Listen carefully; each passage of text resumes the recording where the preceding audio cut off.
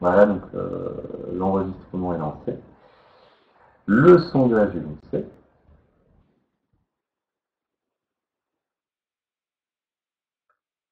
Bon, grande majorité pour 13 heures le cours, donc on fera le cours de 13 heures à 14h30.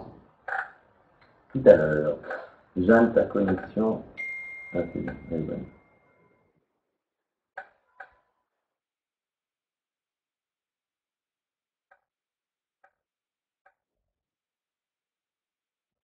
Bon, je vais couper le sondage. On a la réponse. Donc tout à l'heure, ce sera cours à 13 heures. Je vous enverrai le lien, comme d'habitude. Hop, confirmer. Ah, c'est bon. Et on va pouvoir reprendre le cours normal. Qualité vidéo, est-ce qu'elle est bonne? Est-ce que vous m'entendez bien?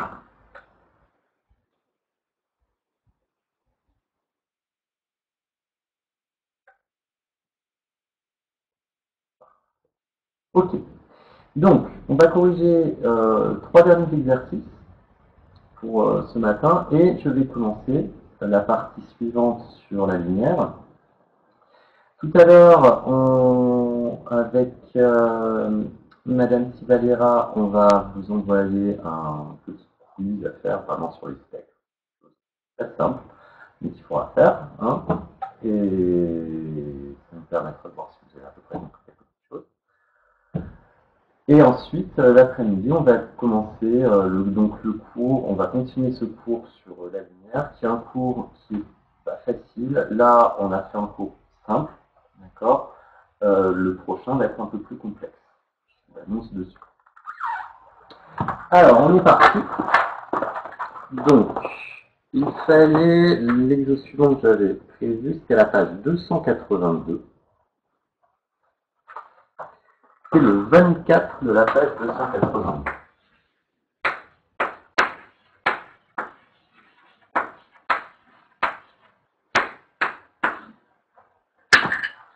Alors, quel est cet exercice? Vous avez des spectres qui vous sont donnés. Le Soleil présente un spectre lumineux marqué par des raies d'absorption. Ces absorptions ont lieu dans son atmosphère, ce qu'on appelle aussi la chromosphère de l'étoile, après l'émission de la lumière à sa surface. En fait, il faut comprendre que le Soleil, c'est une grosse boule de gaz. À l'intérieur, il y a des réactions thermonucléaires qui ont lieu, et de ces réactions thermonucléaires, il y a de la lumière qui sort. Et donc cette lumière qui est émise, elle contient toutes les radiations lumineuses, toutes les longueurs d'onde. C'est donc un spectre de lumière blanche continu. Maintenant, autour de l'étoile, l'étoile a une atmosphère, ce que l'on appelle la chromosphère, atmosphère de l'étoile, égale chromosphère. La lumière qui passe, qui est blanche, qui est due aux réactions thermonucléaires, donc qui contient toutes les longueurs d'onde, et bien elle va traverser cette atmosphère. Cette atmosphère contient des éléments chimiques. Et ces éléments chimiques, ben, qu'est-ce qu'ils vont faire? Ils vont absorber certaines longueurs d'onde qui les caractérisent. Et c'est pour ça que lorsqu'on observe le spectre du Soleil, eh ben, on observe le spectre qui est dans votre bouquin, le tout dernier. Alors, je pense que je l'ai quelque part.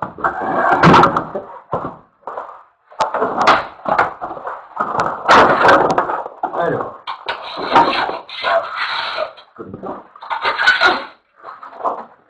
À l'endroit, ce sera mieux.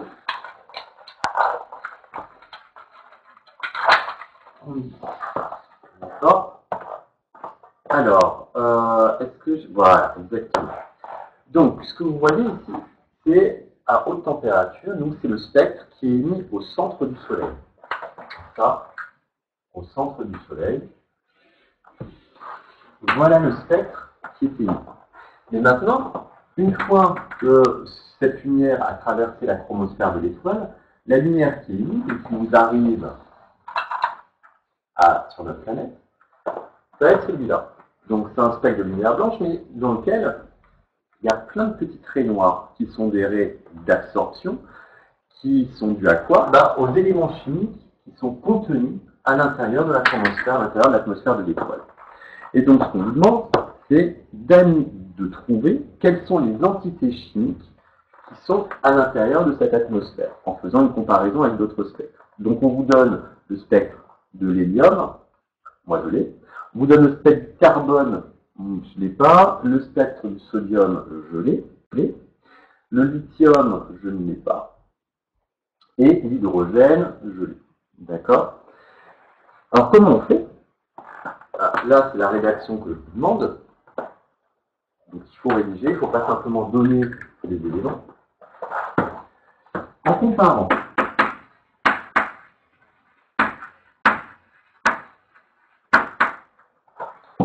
les spectres d'émission, les spectres de d'émission des éléments donnés,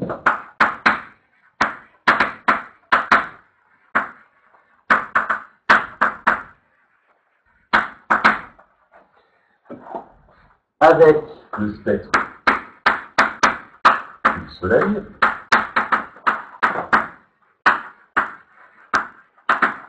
virgule, on peut en déduire les entités chimiques présentes dans son atmosphère. On peut en déduire les entités chimiques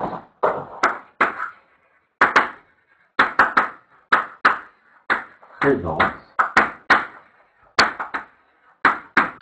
dans son atmosphère.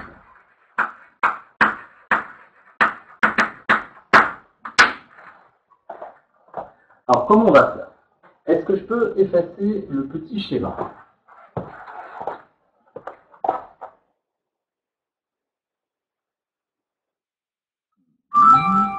Petite question. Anaïs, je te donne la parole. Vas-y, le micro, tu peux le brancher. Mais comment on sait que la lumière qui vient de l'étoile, c'est de la lumière blanche de base? Alors, c'est la supposition. C'est tellement chaud que forcément, il y a tout. D'accord? Donc, quoi qu'il arrive, la lumière, à partir du moment où tu la vois, elle contiendra toutes les longueurs d'onde. Et donc, ce sera un spectre thermique. Un spectre thermique, ce sera comme ça. Alors, et forcément, c'est tellement chaud qu'il y aura toutes les longueurs d'onde visibles. Alors, c'est sûr, si la température est beaucoup plus basse, on prend une petite ampoule, bah, on n'aurait pas les longueurs d'onde bleues. Mais c'est pas, on pourrait quand même analyser certains éléments parce que tous les éléments où il y aurait des raies noires à l'intérieur de ce spectre continu, bah, ça nous permettrait d'analyser quand même les éléments contenus. C'est bon? D'accord, merci. De rien. Oui. Allez, j'efface juste ça.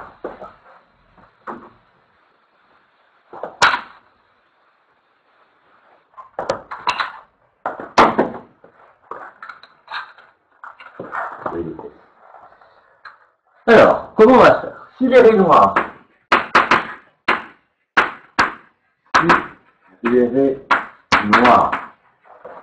les raies noires qu'on a dans le spectre du Soleil, celles-là, elles correspondent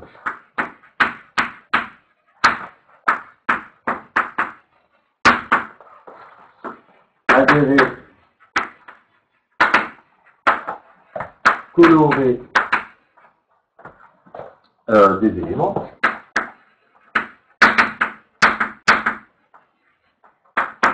Donc, par exemple, là, dans le Soleil, on a ces deux petites raies noires qui correspondent à ces deux raies orangées pour l'élément sodium. Donc, ce qu'on peut dire, c'est que le sodium est contenu à l'intérieur de l'atmosphère de notre étoile. Donc, ce que l'on dit, alors, cet élément est présent. D'accord? Donc au final, on a qu'à analyser chacun des spectres. Et en fait, ce qu'on constate, c'est qu'on retrouve celle de l'hélium. L'hélium est ici. On a toutes ces raies, on les retrouve à l'intérieur du spectre du Soleil. D'accord? Donc, attends, est-ce que c'est vrai ce que je dis? L'hélium. Non, pardon, l'hélium n'y est pas. Si, pardon. Donc, il y a donc de l'hélium. Connaître les symboles chimiques, He pour l'hélium. Ensuite, est-ce qu'il y a du carbone? Non, parce qu'on ne retrouve pas toutes les raies du carbone à l'intérieur du spectre du Soleil. Donc il n'y a pas de carbone. Le sodium, oui, du sodium. Sodium, symbole Na, ça vient du Moyen-Âge. C'est un élément qui donnait des explosions et il disait que ça faisait naître la vie, il appelait ça du natrium. D'où le fait d'avoir symbolisé les éléments sodium par Na. Parce qu'à la base, les alchimistes l'appelaient le natrium. Après du lithium, il n'y en a pas, puisqu'on ne trouve pas les raies du lithium à l'intérieur du spectre du Soleil, et par contre, on retrouve les raies de l'hydrogène. Alors, de l'hydrogène, symbole de l'hydrogène, H. Voilà pour cet exercice. Il n'est pas très compliqué et c'est un peu ce qu'on va vous demander dans le quiz de tout à l'heure. On va vous donner des specs, là, il faudra retrouver quels éléments sont contenus à l'intérieur de l'étoile que vous allez avoir à analyser. Hop, ça j'enlève. Plus besoin.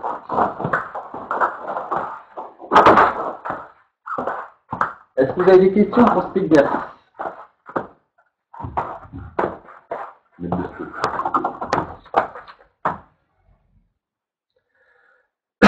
Ça va, pas de questions?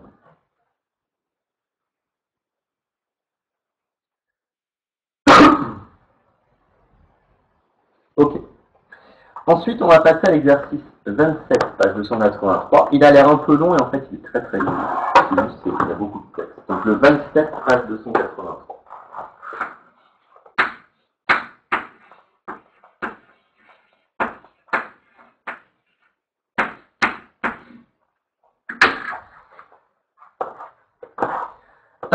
Alors, cet exercice, il est là en fait pour faire une mesure de la vitesse de la lumière qui a été faite elle a été effectuée par un physicien en 1849 qui s'appelait Fizeau. Et c'était une des premières expériences de détermination de la vitesse de la lumière. Vous savez que la lumière se déplace dans le vide à 300 000 km par seconde, c'est-à-dire 3 fois 10 puissance 9 mètres par seconde. Et c'est cette relation qui va essayer, cette mesure qui va essayer de retrouver. Alors pour faire ça, grosso modo, il a envoyé de la lumière sur une roue dentée. Donc, on avait une roue avec des dents.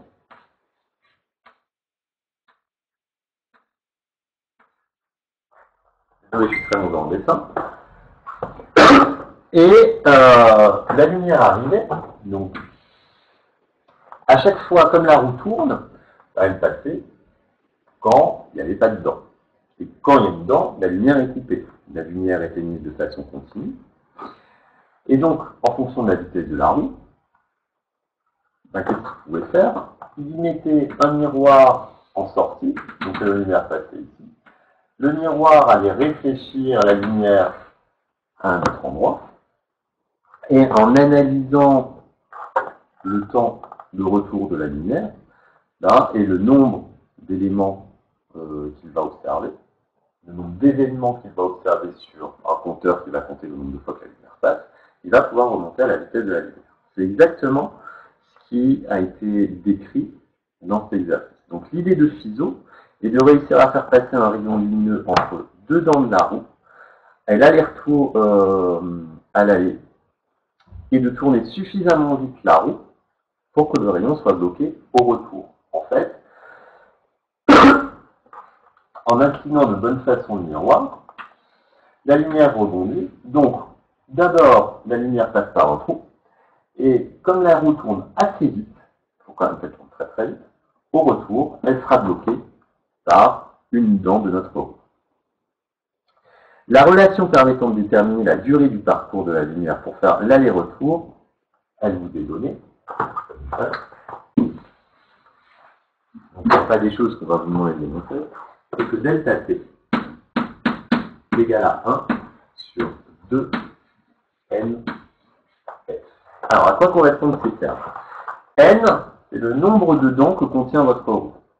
Et f, c'est la fréquence de rotation de la roue. C'est-à-dire, en une seconde, elle fait f tours. D'accord? Le nombre de tours qu'elle arrive à faire en une seconde. Et donc, ce qu'on vous demande, en petit 1, c'est de donner la relation entre la vitesse de la lumière c, la durée du parcours dans l'aller-retour et la distance d entre la butte Montmartre et le mont Valéron. Parce que c'est à cet endroit, justement, qu'il avait fait cette mesure. Donc, relation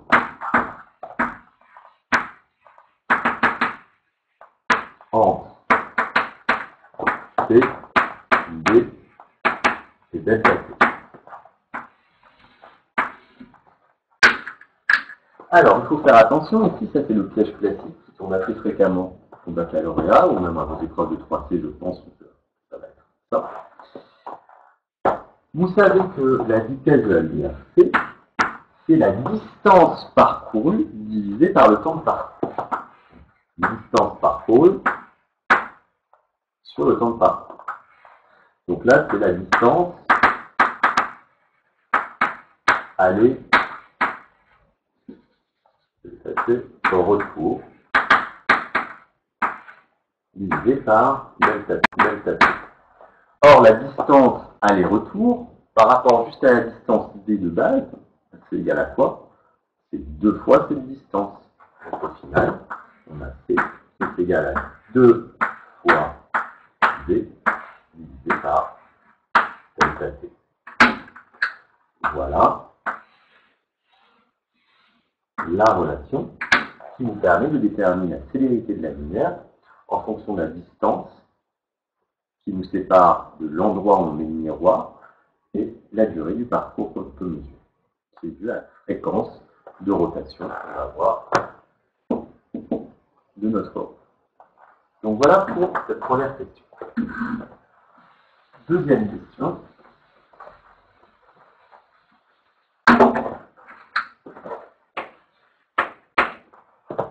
Alors, de questionnement. Exprimez à l'aide du schéma la vitesse de la lumière C en fonction de la distance D, le nombre de dents de la roue N et la fréquence de rotation. Donc là, on nous demande la relation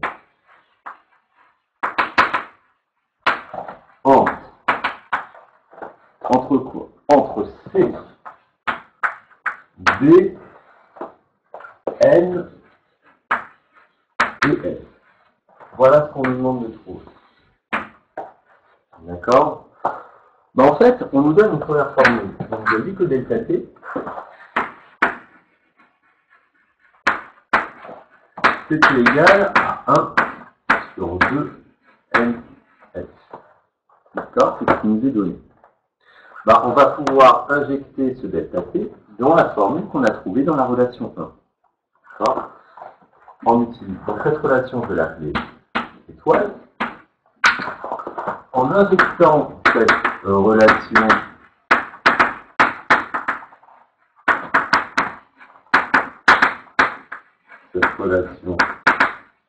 dans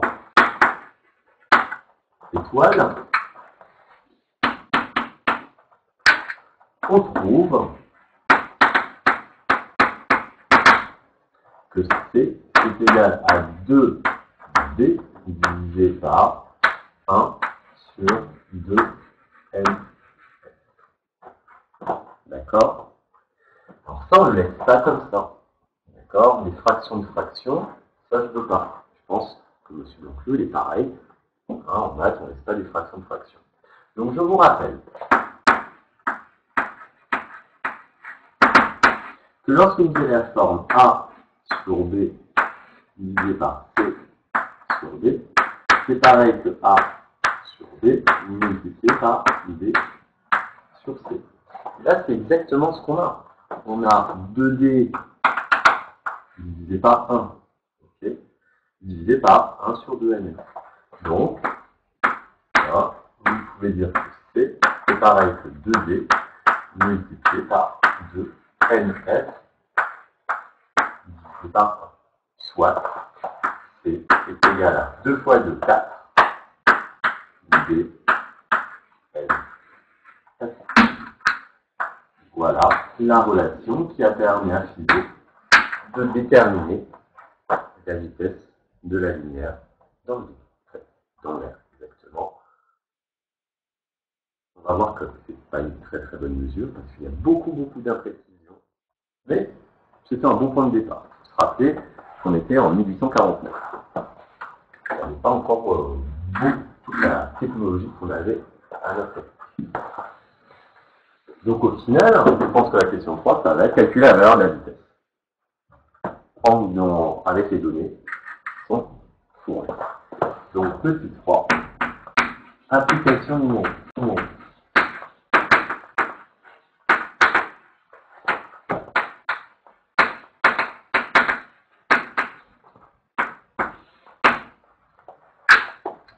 Bon, on n'a plus qu'à remplacer.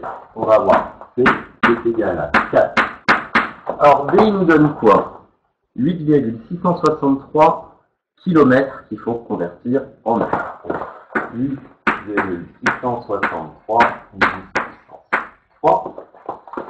N nous est donné à 720, multiplié par 720. Et F à 12,6. D'accord? Alors, on le fait peut-être ou pas?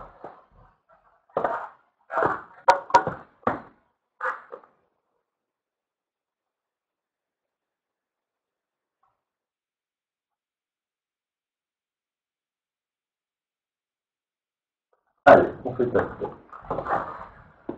Donc notre résultat devra contenir 3 chiffres significatifs. Pourquoi? Parce que cette distance donne à 4 chiffres significatifs et cela à 3 chiffres significatifs. Donc déjà, on va pouvoir un peu simplifier notre résultat. D'accord? Donc, qu'est-ce qu'on a? Alors, je vais faire.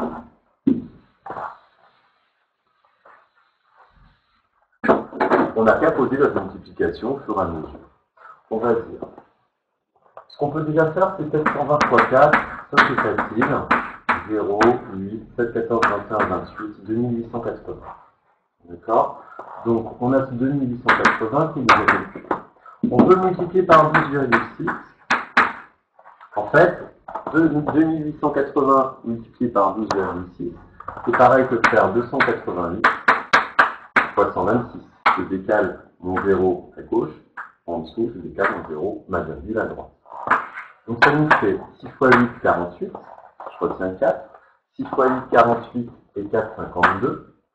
6 fois 2, 12 et 5, 17. 2 fois 8, 16. 2 fois 8, 16 et 1, 17. 2 fois 2, 4 et 1, 5. 2 points. Et là, je récupère 8, 8. Je fais mon addition. 8, 7 et 7, 14. 14 et 8. Un bug. 22. Retiens 2. 8 et 2, 10. 10, 15, 16, 3. On en est à 36 288 en ayant multiplié par 12,6. Ben, il nous reste à multiplier par 8,663. Allons-y. Donc 8, alors je vais multiplier par 8663. D'accord. Ma virgule, après j'aurai la décaler 3. Donc celle-là, elle va être combien comme multiplication? 8, 16, 24. 8, 16, 24, 26. 3 fois 2, 6, c'est 2, 8. Ça a plus de retenu. 8, 12, 18. 3 fois 3, 9 et 1, 10. 26 points. 8 fois 6, 48. 8 fois 6, 48 et 4, 52. 6 fois 2, 12 et 5, 17. 6 fois 6, 36 et 1, 37. 3. 6 fois 3, 6, 12, 18 et 3, 21. point. Là, c'est exactement la même multiplication. 8, 2, 7, 7, 1, 2. 3 points. 8 fois 8, 64. Je retiens 6. 8 fois 8, 64. 70, je retiens 7. 8 fois 2, 16. 16 et 7, 23. 8 fois 6, 48. 50. 8, 7, 24. 50. 4. 8 et 6, 14. 10, 18, 19. 8 et 7, 15. 16. 21, 23. 7 et 7, 14 et 2, 16. 10, 11, 12, 13. 3, 4. 9 et 2, 11. 3. D'accord. Voilà mon résultat. Donc là, au total, on a multiplié par combien on avait dit 8,3 avec un 10 puissance 3. Bon, en fait, c'est comme si j'avais rien. Donc au final, on a bien C qui est égal à 3, il me faut 3 chiffres significatifs. Voilà ça. Donc c'est 3,14. 10 puissance 1, 2, 3, 4, 5, 6, 7, 8. 10 puissance 8 par seconde. Ce qui est pas mal du tout. D'accord? Puisque normalement c'est 3 10 puissance 8. Il est un peu surestimé. Mais je vous rappelle, 1850. D'accord? Donc il fallait quand même le faire. Ah oui, mais Cyril, on m'avait demandé autre chose. Donc moi je l'ai fait, on m'a dit, Sofiane a dit calculette. Sans calculette, donc sans calculette.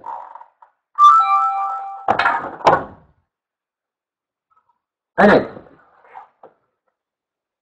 Mais comment il a su qu'il fallait faire, pour delta t, il fallait faire 1 divisé par 2n fois f? Enfin, ça, il le sort d'où? Ah, bah ça en fait c'est expérimentalement. On peut le montrer, mais la démonstration est un peu difficile. Et vous n'avez pas encore les connaissances nécessaires. Il faut repasser entre la fréquence et la vitesse de rotation d'une roue. Et vous ne savez pas encore ce que c'est que la vitesse de rotation d'une roue, comment on la calcule. Donc je ne peux pas vous le montrer. Donc là c'est pour ça que le résultat vous était donné. D'accord. Donc on le fera l'an prochain, en spécialité physique.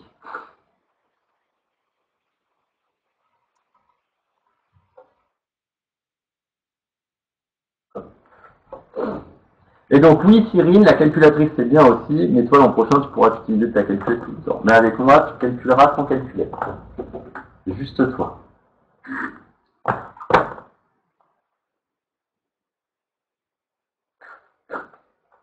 Milliard. Ok. Alors, dernier exercice, et après on attaque le cours. Donc le 28, page 284.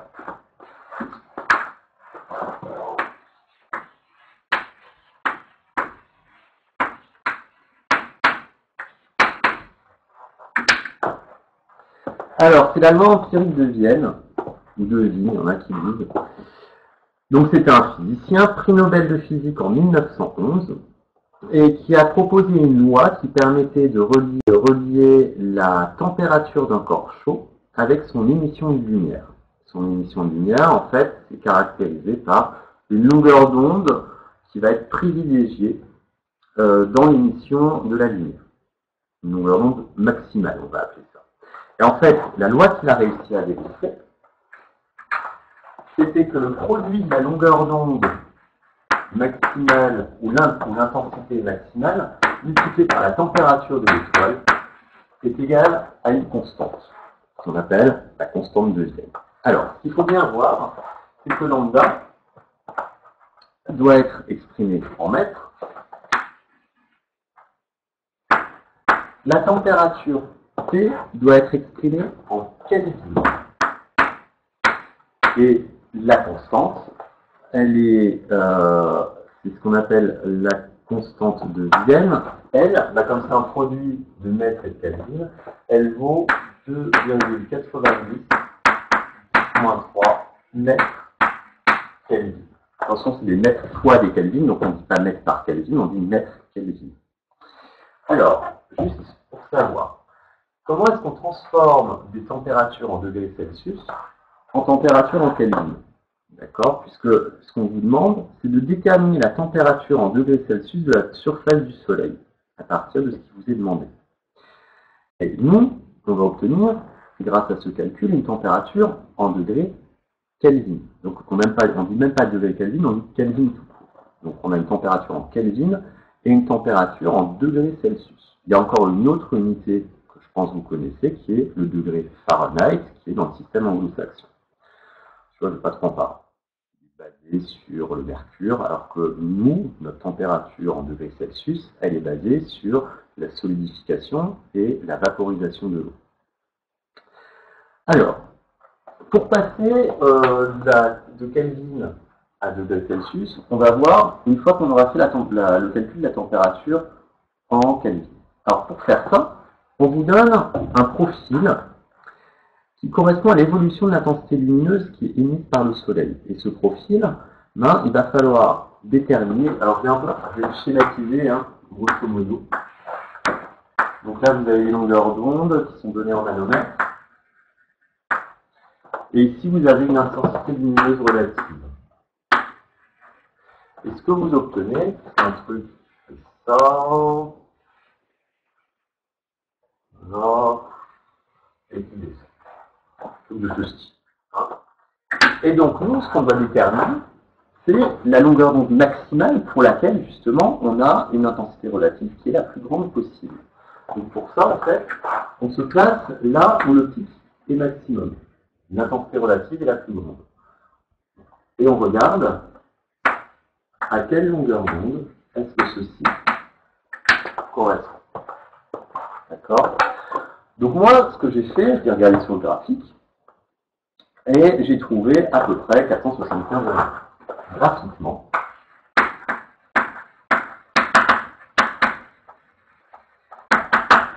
le maximum d'intensité correspond à lambda max égale, alors à peu près, donc moi j'ai mis 475 nanomètres. 475 nanomètres. Donc là on a la longueur d'onde maximale de l'intensité relative maximale. On va pouvoir, grâce à la formule de Vienne, remonter à la température de surface du Soleil. Ce que l'on va dire, c'est comme lambda max multiplié par C est égal à sigma, on a C est égal à sigma divisé par lambda max.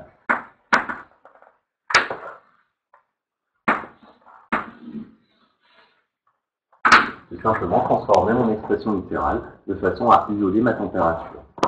Et donc, on peut faire une expression numérique.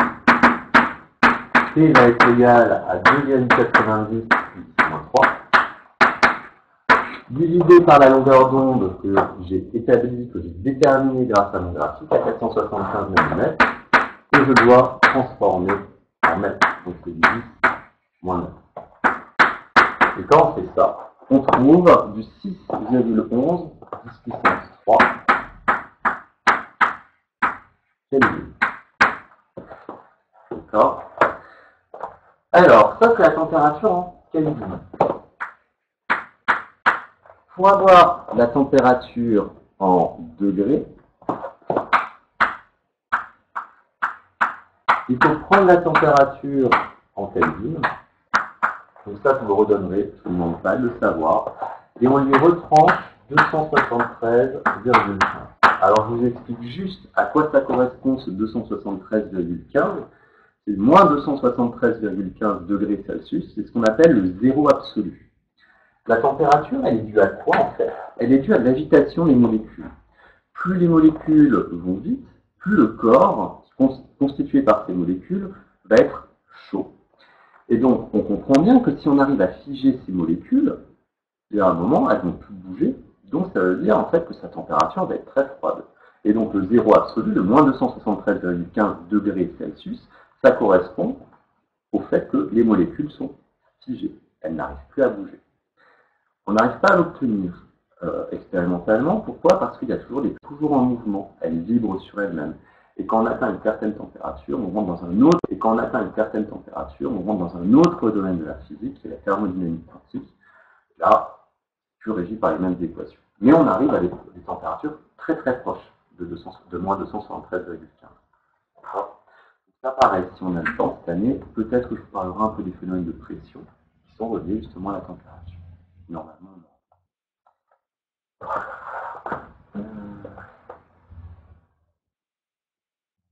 Mais non, vous n'allez pas mourir proche. Mais non. Après, c'est pas, vous ne mourrez pas. Moi, je prends le terminal spécialité. Donc, ce sera pire. Alors, donc pour faire la différence, ça nous fait pour faire une différence, en fait, ça, je ne vais pas vous expliquer parce qu'il faudrait qu'on soit en direct pour que je vous montre plus les choses, mais au final, le résultat, la calculette va vous donner 5,84 10 puissance 3 degrés Celsius. Donc, c'est-à-dire à peu près 5840 degrés Celsius. Voici la température de surface du Soleil, c'est à 5840 degrés Celsius. Le cœur est beaucoup plus chaud, hein, en mettant plusieurs millions de degrés Celsius. Voilà pour ce dernier exercice. Ce qui clôture le chapitre que je voulais faire absolument. Donc je suis content. C'est qu'on avance. Alors. Oh non. Oh non. Vas-y. Tu peux brancher ton micro, dis. Je ne comprends pas l'échelle des Kelvin. Vous m'entendez? Ouais, alors, l'échelle des Kelvin, c'est simplement le fait qu'on peut pas. La température, c'est l'échelle de température la plus cohérente. Parce qu'en en fait, on ne peut pas avoir de température négative. Une température négative, ça ne veut rien dire au final. Puisque une température, elle est représentée par la vitesse d'agitation des molécules. Donc, si elles avaient des vitesses négatives, ça ne voudrait rien dire.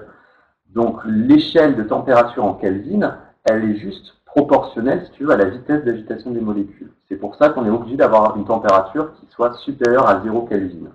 Et nous, en tant qu'être humain européen, on a basé notre échelle de température, on est habitué au degré Celsius, qui est basé comment? Au fait qu'à 0 degré Celsius, l'eau gèle, à 100 degrés Celsius, à notre pression atmosphérique, l'eau bout. Et c'est là-dessus qu'on a basé notre échelle de température. Mais elle n'a pas vraiment de sens d'un point de vue moléculaire, l'échelle de température en degrés Celsius. Ça te va?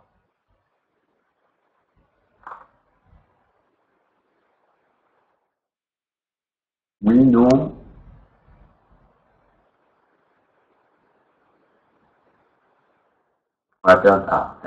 Donc quoi qu'il arrive, de toute façon, cette formule, je vous la donnerai tout le temps. Si un jour on refait une interro et qu'on n'est plus confiné, je vous la donnerai, quoi qu'il arrive.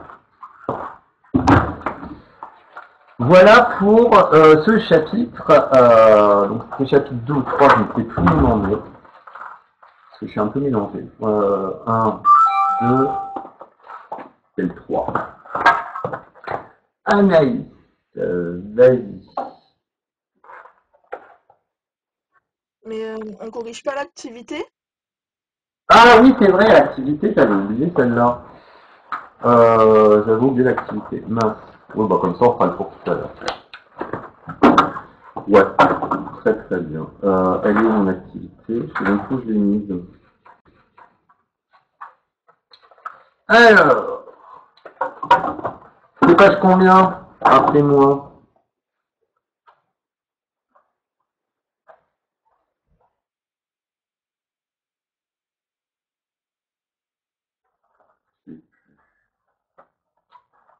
Mais il n'est pas. Hein. Il est là. Alors, que je remette la main sur ma correction. Et on corrige le reste. Alors, hop.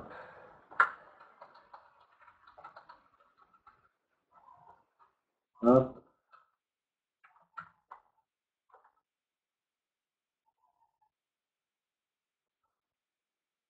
Merci. 274. Ça, c'est l'évolution.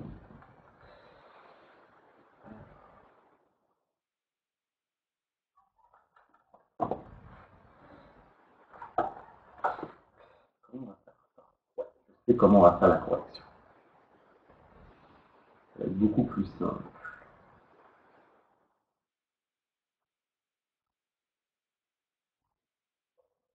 Donc, je vais essayer de trouver votre bouquin. Hop.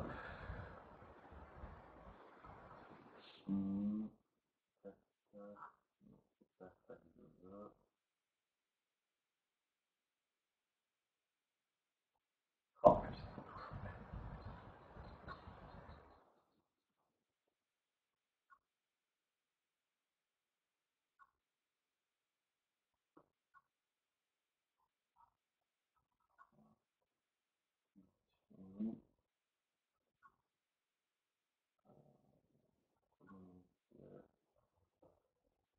alors, c'était le chapitre 15. Le chapitre 15. On va le faire comme ça va être plus rapide. Alors, il va falloir que je jongle entre l'écran.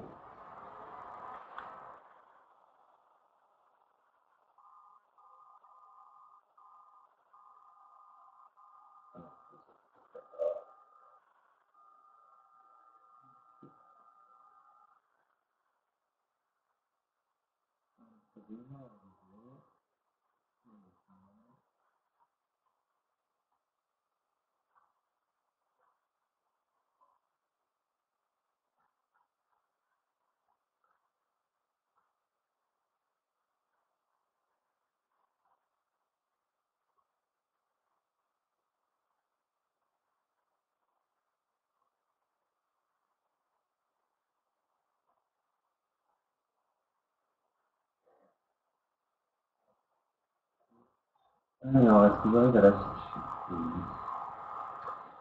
Donc, je vais juste fermer, je vais éteindre la lumière, fermer le tableau.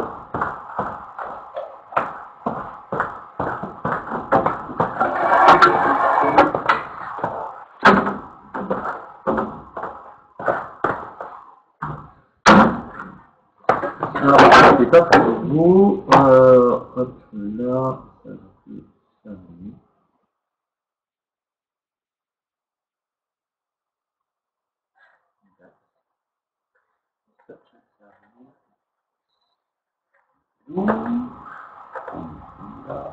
Ok.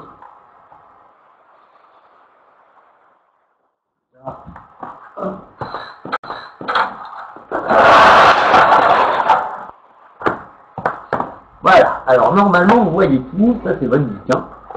Donc, le travail était sur l'étoile polaire et il fallait déterminer le type spectral de l'étoile. Donc on vous parlait juste. Ah, je suis pas sûr.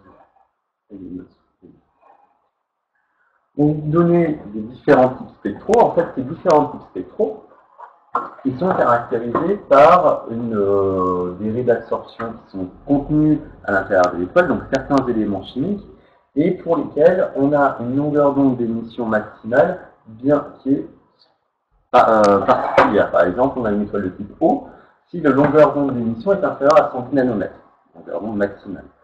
On a une étoile de type F si elle est entre 390 et 80 et 480 nanomètres, etc. etc.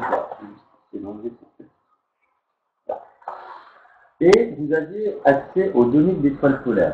Donc ça c'était pour la première question, il fallait vous tracer l'évolution de l'intensité lumineuse. Donc qu'est-ce qu'on fait? On clique dessus. Et là vous avez toutes les données numériques. Donc qu'est-ce qu'on fait? On sélectionne tout, on copie, d'accord, et on va ouvrir Excel. Alors, ça va être super chaud à gérer les deux en même temps, mais on va y arriver. bureautique. Donc Excel, LibreOffice, tout ça, ça devrait fonctionner. Alors, hop, là, ici. Et donc, fermé. Donc pour tracer cette évolution, là, vous collez toutes vos données. Ah, on a fait la même connerie.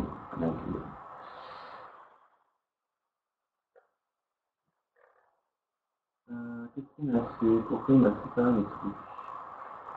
Je vois pas, là, ça y est.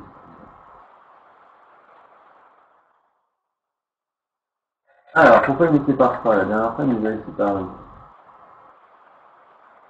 Donc, je vais refaire un collage, un copier.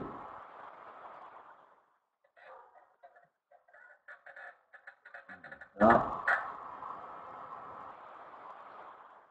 Copier. Et collage spécial. Coller.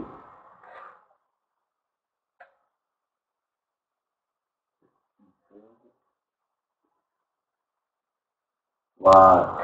Donc là, j'ai tout mis. Alors, le problème, c'est que là, Excel, lui, il comprend les points, il ne les comprend pas. Et ce qu'il veut, c'est les virgules. Donc, la chose à faire, il avait juste écrit votre lien. Oh, il est dit. Ah, c'est de donner des méthodes. Et pourquoi moi j'y accède? Vous allez vous cliquer dessus et vous les avez, non? C'est ce que j'ai fait.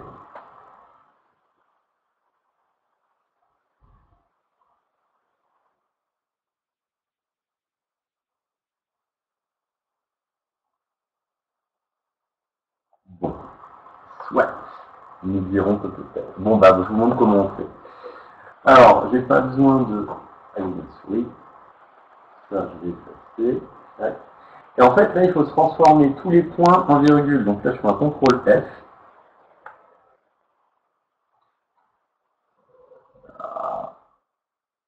Ça ouvre cette fenêtre.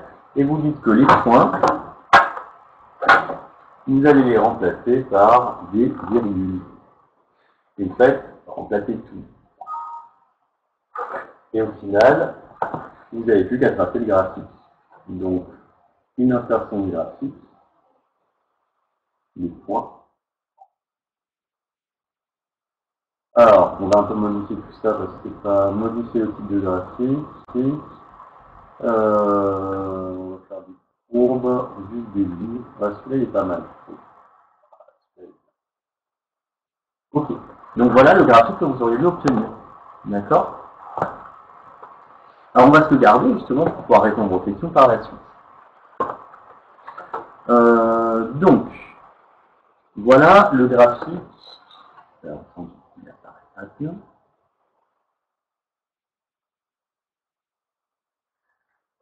Donc voici le graphique que vous auriez pu avoir. Alors, maintenant, ce que je vais faire, je vais vous afficher au fur et à mesure ce qui va être important. Comment je vais pouvoir faire ça? Donc, en fait, je vais remettre ça, je vais réécrire au tableau. Donc voilà, en fait, le graphique tel que vous auriez dû obtenir. Et ce que l'on peut retrouver, en fait, c'est grâce au logiciel, trouver le maximum que l'on a ici. Et le maximum, ben, on le trouve exactement à 470 nanomètres. Alors c'est sûr, si vous n'avez pas tous ces graphiques, c'est difficile de faire la suite, mais vous pouvez à peu près l'estimer. D'accord? Donc ça, c'est la manipulation que vous arrivez à faire avec Excel, mais si vous n'avez pas les données, d'accord? Sur la tablette, il ne marchait pas, mais sur l'ordi, oui. Merci, Sofiane. Ça allait aller sur Internet.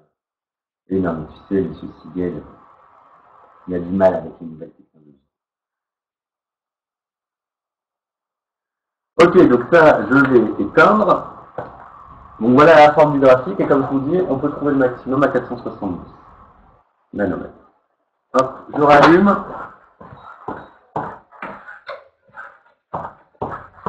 Et on peut procéder à la correction.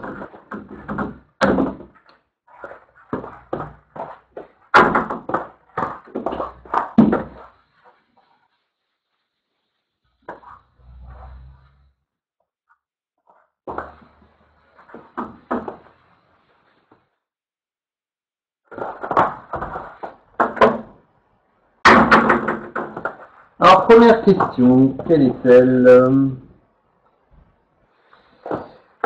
Donc, tracer l'évolution, donc ça on a fait, et on a trouvé quelque chose. Donc, juste ce que l'on voyait en fait dans ce spectre, on va juste noter quelque chose pour avoir un peu de texte. Le profil en intensité lumineuse de l'étoile polaire, le profil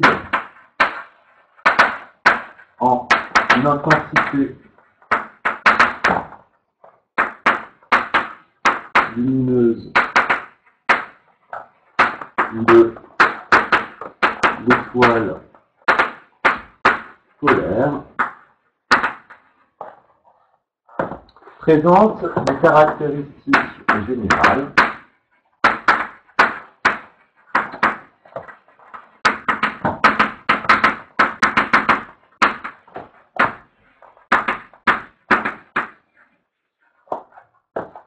d'un spectre d'étoiles. Donc, c'était comme une étoile normale, on avait un spectre d'étoiles. Et qu'est-ce qui caractérise un spectre d'étoiles? Ben déjà, il y a un maximum, on possède un maximum.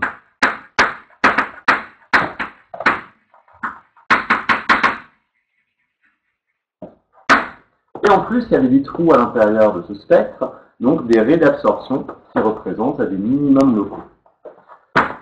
Les raies d'absorption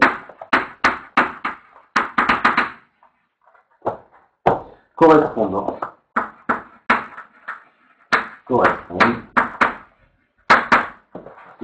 au minimum, au minima locaux.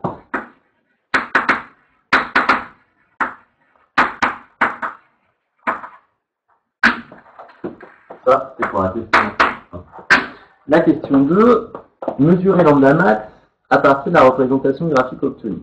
Donc, c'est ce qu'on disait. On a notre spectre. Je faisais un truc comme ça. Alors, avec des minimums. Donc, des trous ici, qui sont les minimums égaux. Et ça atteint un maximum à un endroit. Ici. Et on regarde à quelle longueur d'onde ça correspond. Et on trouve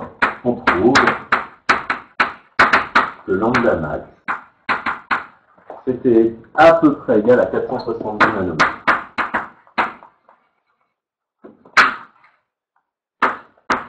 Alors bien entendu, si vous avez pris une autre valeur, vous n'aurez pas les mêmes résultats que moi. C'est pas grave, après c'est comment vous l'avez utilisé qui va être important.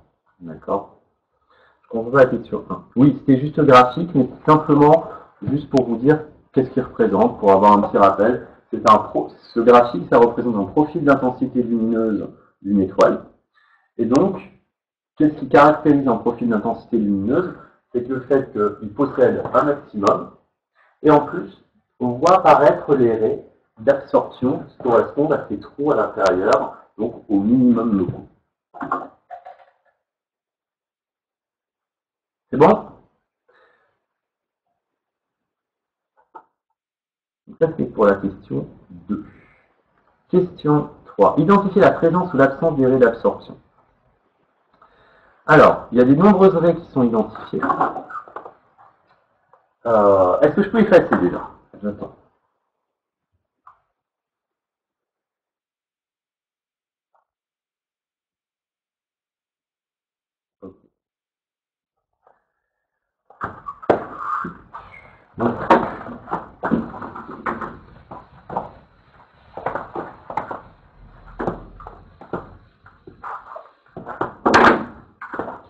Donc, dans la 3, on observe des raies. On observe des raies d'absorption, c'est-à-dire au minimum locaux.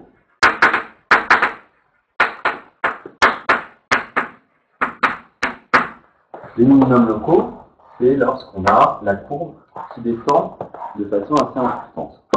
Donc, on peut vérifier la présence des différentes entités chimiques. On peut donc vérifier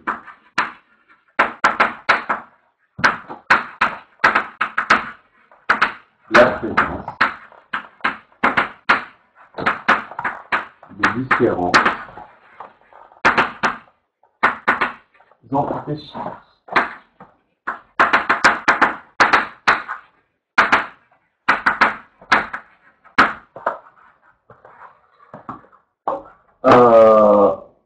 Et en fait, ce qu'on en déduit, qu'il y a toutes les entités chimiques qui peuvent apparaître, compte tenu de la précision, sauf l'hélium et l'oxyde de titane. On en déduit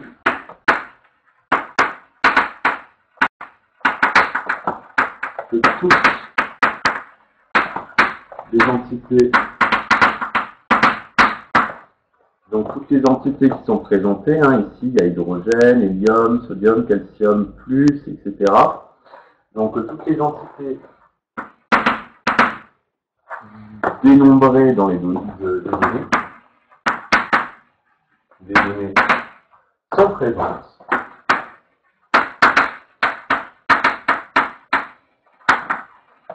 Sauf l'hélium, He, et l'oxyde de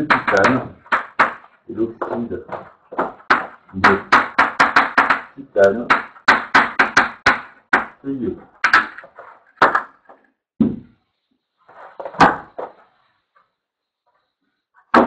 Donc vous avez tout le reste. Et donc, deux critères, on vous demandait enfin de trouver le type spectral.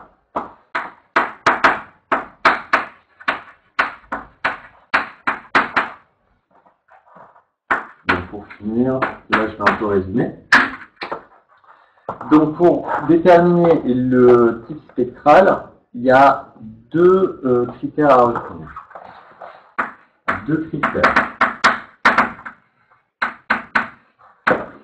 Là, le premier critère, c'est la longueur d'onde maximale, lambda max. Et le deuxième critère, ce sont les raies d'absorption.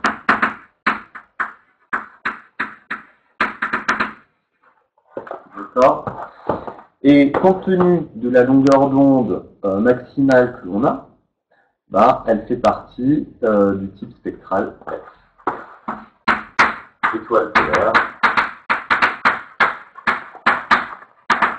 appartient au type spectral.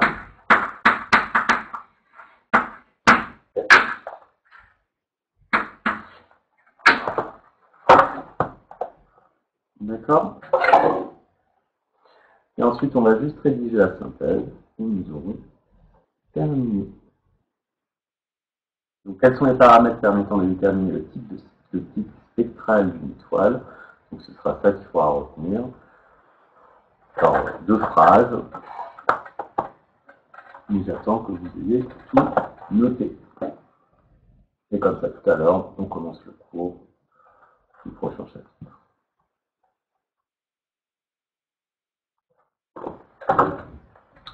Vous me dites quand je peux effacer.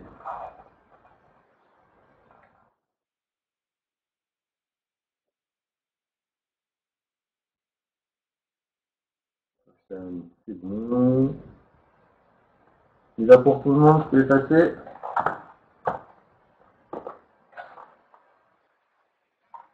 Allez, je passe en haut de toute façon, on ne va pas avoir grand-chose.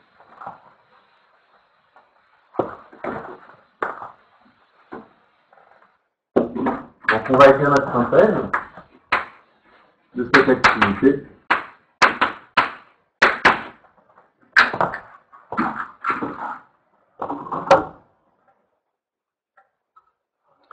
Le type spectral d'une étoile, le type spectral d'une étoile est déterminé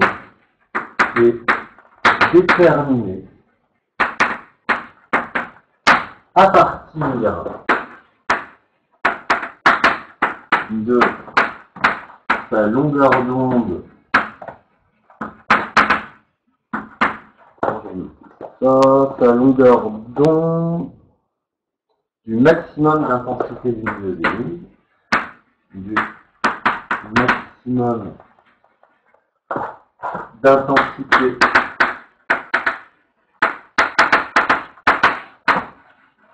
lumineuse émise, et par extension,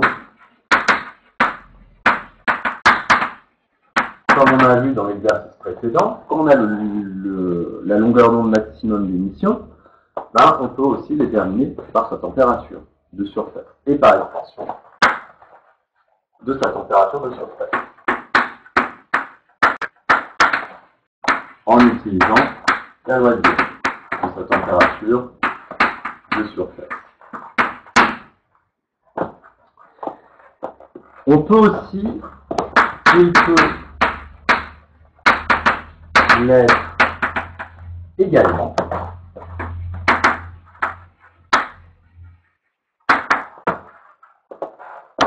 à partir de la présence,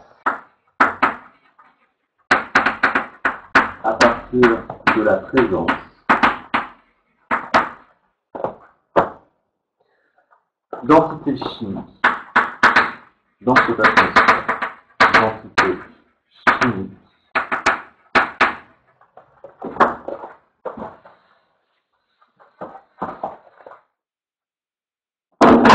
dans son atmosphère.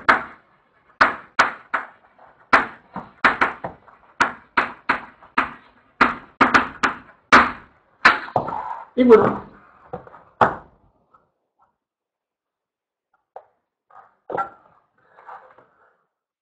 On verra, Cyril. On verra. Toi, oui, toi, je le noterai quoi qu'il arrive. Mais juste toi.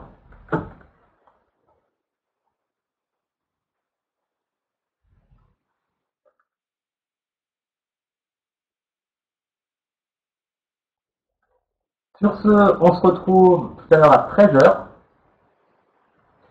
T'inquiète. Alors, Kylian, tu vas recevoir tout par mail, il n'y a pas de souci, il n'y a pas besoin d'inscription. En fait, tu vas voir comment c'est. J'ai refait un docteur. Merci Romain. Moi j'enverrai ça tout le temps à chaque fois. Parfait. Et tout à l'heure, on commence le cours sur la propagation de la lumière et les lois de Descartes. D'accord. On peut s'entraîner avant. S'entraîner à quoi? Bah on s'est entraîné, t'as fait plein d'exos et tout.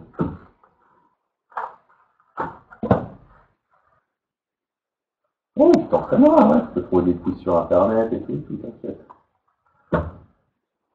T'as le temps de t'occuper, non, en ce moment? Oh, Cyrine, oui, ce sera sûrement noté. J'en sais rien, j'ai pas envie de vous stresser avec des notes en ce moment. La situation est déjà assez compliquée. D'accord. Je coupe l'enregistrement.